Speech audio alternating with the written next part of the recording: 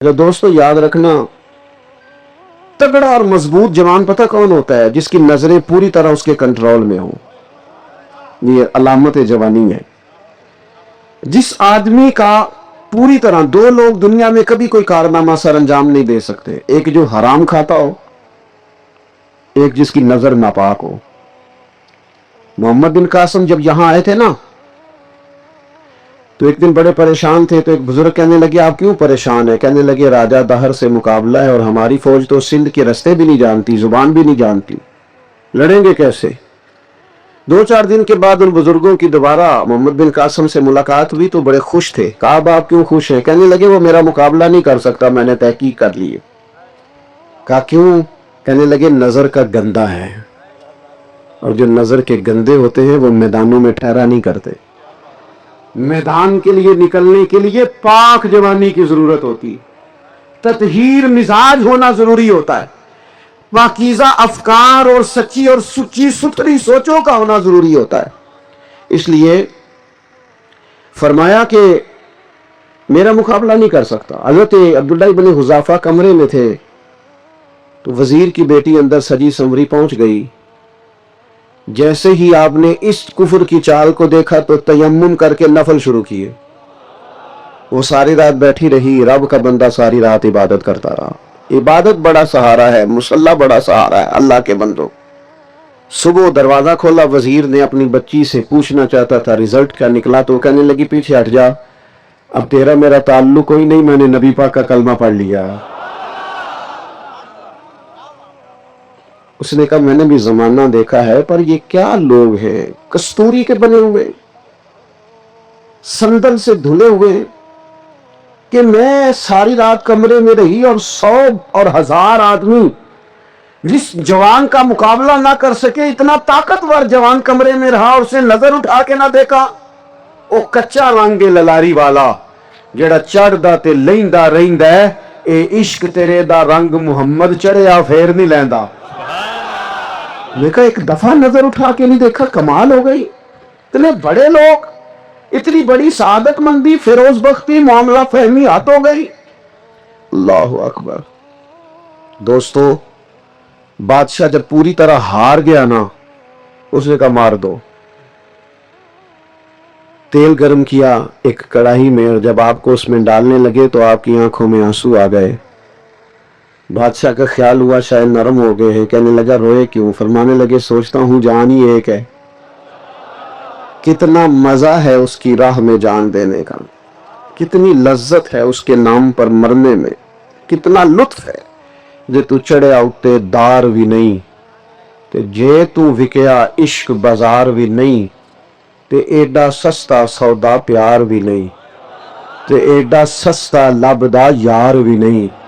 کئی جنگل گانے پیندے نی، کئی دوزخ لنگنے پیندے نی، جے وہ اس ملوں بھی مل جاوے، ایدو سستا ہور بپار بھی نہیں. تے کچھ سمجھ نہ آوے لوکاں نوں وہ کادے نال شہید کرے، ڈٹھی یار دے ہاتھ تلوار بھی نہیں، پر او دا خالی جاندا وار بھی نہیں. کہنے لگے ایک جان ہے نا، وہ دل کرتا ہے ہزاروں ہوتی تو ایک ایک کر کے محبوب کے نام پہ قربان کرتا، جب میرے پاس ہے ہی ایک، کروں کیا؟ حضرت عبداللہ ابن حذافہ رضی اللہ تعالیٰ عنہ جب روئے اور بادشاہ نے یہ بات سنی تو بادشاہ اٹھ کے کھڑا ہو گیا. سارے وزیروں مشیروں کو کہنے لگا تم نے کہا تھا نا بندہ ضائع کرنے والا نہیں، یہ بھی ضائع کرنے والا نہیں. کہنے لگا میرا ماتھا چومو، تم جیسے لوگوں کو قتل نہیں کرنا چاہیے، آزاد کرنا چاہیے.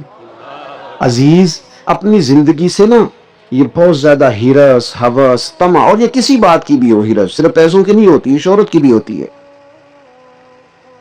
یہ بیماری انسان کو اقتدار کی بھی ہوتی ہے، تعریف کی بھی بیماری ہوتی ہے. یہ سارے نقص ہوتے ہیں لوگوں کو، اور معاذ اللہ بعض جبوں کبوں کے اندر بھی ہوتے ہیں، وہاں بھی پنپتے. اپنی زندگی جب تک اس سادگی میں نہیں لاؤ گے جو رسول پاک نے عطا فرمائی ہے، جب لوگ آسانیوں میں پوری طرح الجھ گئے تو پھر وہ دور ہوئے اور کفر چڑھ گیا. دوسری بات، اللہ کے محبوب صلی اللہ تعالی علیہ وسلم کی محبت ہم سے تقاضا کرتی ہے کہ ہم اس مشن کے لیے کام کریں جس مشن کے لیے رسول پاک نے کام فرمایا ہے. ہم سارے کام بڑی مضبوطی سے، سوچ سمجھ کے، تدبر سے، حکمت سے، تقاضوں کو مد نظر رکھتے ہوئے کرتے ہیں سارے کام. دین کے کام میں ہمارا مزاج نہیں ہوتا. او ہو جائے گا جی، آپ بسم اللہ پڑھیں جی، شروع کریں جی.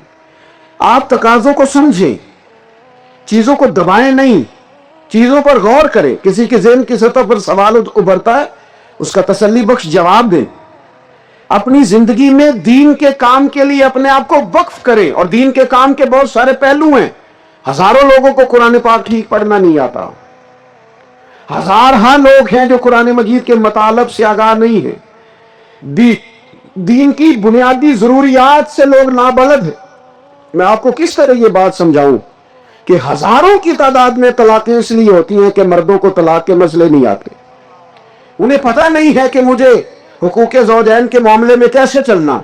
ڈھیر سارے گھروں میں تباہی اس لیے ہے کہ تربیت اولاد کا دینی منہج ہمیں نہیں پتا. اپنا حصہ ملائے دین کے کام میں.